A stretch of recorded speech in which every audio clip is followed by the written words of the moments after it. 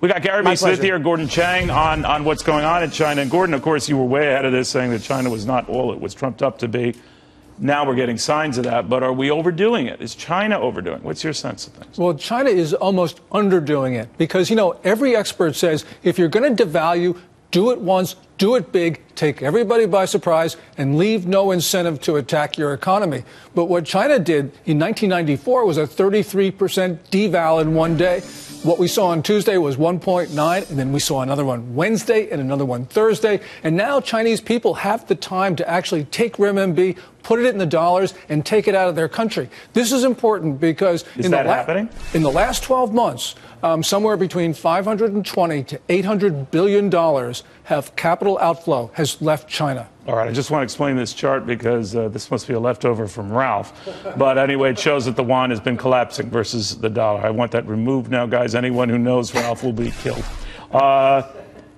Gary, I'm looking at that. I'm thinking of this, that we're not done. This whole issue with China isn't done, and the impact on us isn't done. What happened? Exactly. Gordon made an interesting point about not being able to attack China's economy.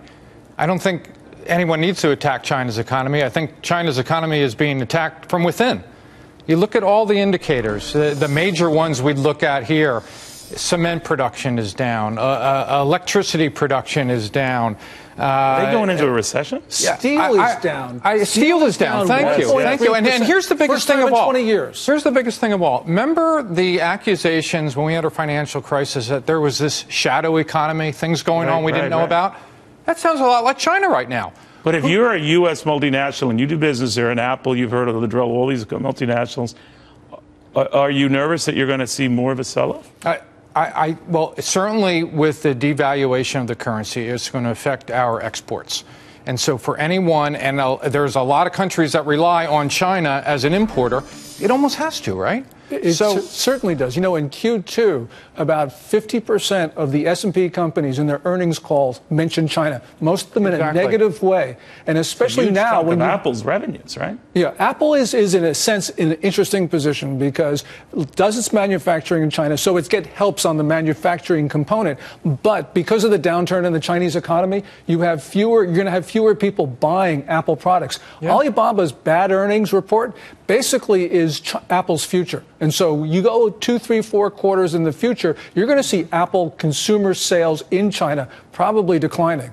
The other thing that was interesting, and this dovetails with our internet bubble, the FXI, the ETF that kind of tracks the Chinese large caps, was up 50% in a year. I mean, that looks like some of those pet.com and some of the other silly names that we had back in 1999, 2000. So even if you didn't know anything about China, you have to say we could be something's going on a bubble bursting right before Exactly. us. We certainly are because, the Chinese government has really sort of arrested the decline in the stock market, but it hasn't dealt with the underlying problems. Chinese economy is probably not growing at 7.0. It's more like 2.2, what they're privately saying in Beijing right now. But if you look at some of the major indicators, it looks negative, actually.